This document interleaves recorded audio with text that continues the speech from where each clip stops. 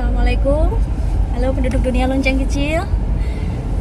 Ini hari H ya. Hari dilaksanakannya tindakan lasik yang dijadwalkan oleh dokter. Tadi begitu bangun tidur langsung tetes mata lagi ya, yang dibekalin sama dokternya itu. Yang ada 2 tetes mata itu oli dan tizi. Itu yang pertama oli gap 5 menit, tizi. Terus kalau yang H-1 kemarin itu selang 2 jam, yang ini per 1 jam.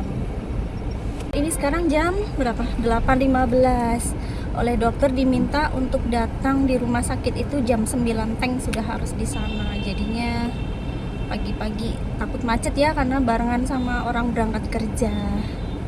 Deg-degan sih, anxious ya, apalagi sempet lihat di YouTube ya, channel YouTube-nya i7 itu prosesnya bagaimana tuh, deg-degan juga sih, tapi ya bismillah, mudah-mudahan semuanya lancar ya, doain ya.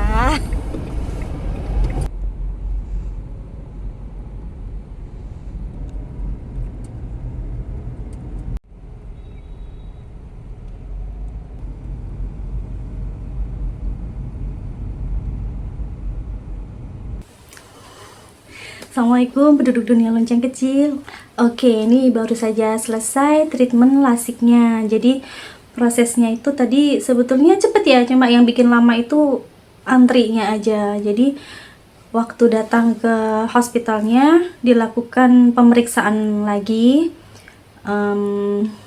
kayak waktu pertama screening ya, itu dicek ulang. Lalu kami diberi kacamata hitam. Lumayan, kacamata hitamnya merek Ray-Ban ya, jadi kualitasnya sudah nggak diragukan lagi. Itu setelah itu menuju ruang operasi. Setelah menuju ruang operasi dipakaikan scrub, lalu menunggu mata ditetes, di steril, lalu nggak boleh pakai perhiasan apapun, jadi dilepas semua perhiasan, jam tangan, jam digital, semuanya, anting, semuanya dilepas. Tidak boleh pakai make up apapun, apalagi hiasan mata ya, nggak boleh sama sekali. Lalu nggak boleh pakai parfum juga, bedak tabur juga nggak boleh. Pokoknya segala sesuatu yang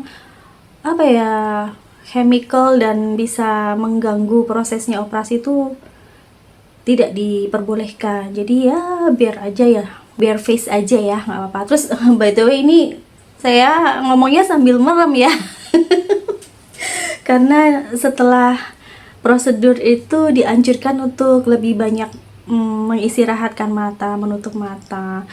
Tadi sih sama dokter boleh sih kalau mau pakai HP, tapi ditunggu dulu ya, ngintip-ngintip sedikit boleh lah, tapi jangan yang langsung screen time banget itu. Lalu ini ada paper bag, ini isinya obat ya, ada obat tetes mata, mungkin ada painkiller dan antibiotik mungkin. Saya nggak bisa baca ya karena barusan prosedur, jadi tidak terbaca. Tadi yang baca ada rekan kami yang menemani. Ada tetes mata, ada vitamin yang dikonsumsi selama 3 bulan. Nah itu, lalu nggak kelihatan ya, bentar. Nah ini tadi juga dibekali, mana ya, nah dibekali penutup mata. Aduh, mudah-mudahan kelihatan ya, ini saya sambil merem soalnya. Nah ini penutup mata, ini hanya untuk dipakai di malam hari. Lalu kacamata hitam ini harus selalu terpakai. Tadi dokternya bilang selama 3 hari. 3 hari itu 24 jam dipakai. Setelahnya hanya ketika keluar ruangan itu baru dipakai kacamata gelapnya ya. Prosesnya sendiri ngeri-ngeri sedap ya. jadi setelah dari ruang tunggu pasien itu sudah dipakaikan scrub, sudah di steril semuanya dengan mata terpejam, itu kami dituntun masuk ke dalam ruang operasi. Tadi nggak langsung dioperasi ya. Yang pertama itu preparation, jadi mata itu pakai spekulum dibuka gitu ya, terus dipasang, kita melihat satu titik, lalu seperti ada apa ya, entah lensa atau apa, itu menekan mata gitu, ditekan matanya itu. Saya mendeskripsikannya bukan sakit tapi tidak nyaman, uncomfortable. Nah, setelah melakukan preparation, lalu disuruh duduk dengan mata terpejam, dituntun ke meja operasi. Sesudah itu dibaringkan, baru di situ dimulai proses lasiknya dari yang mata kanan. Prosesnya ya sama dokter pasang itu ya, spekulum gitu, dibuka gitu ya kelopak matanya, lalu diminta fokus di sinar, titik sinar warna hijau.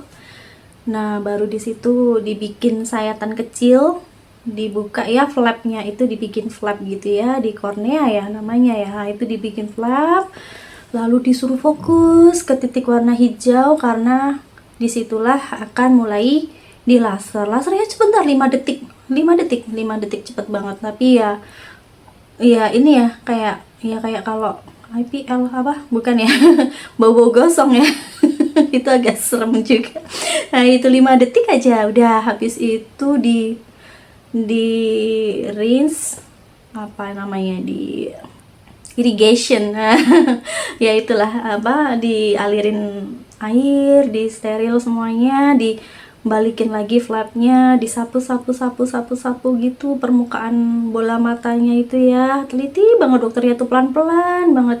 Habis itu dikasih tetes mata dan gel, diistirahatkan dulu, baru dilepas spekulumnya, pindah ke mata yang satunya dengan proses yang sama. Sebetulnya sih cepet ya, yang lama tuh sebetulnya ya pemeriksaan A, B, C, lalu menunggu di antrian itu ya, ruang tunggu pasiennya itu. Nah, kalau prosesnya sendiri cepat, lasernya cuma 5 menit ya. Total tadi dengan preparation dan lain-lain sekitar 10-15 menit lah itu. Jadi itu sementara itu dulu yang bisa saya ceritakan. Untuk kliniknya namanya i7 ya, dokternya namanya Dr. Rahil Chaudhary, itu TOPBGT.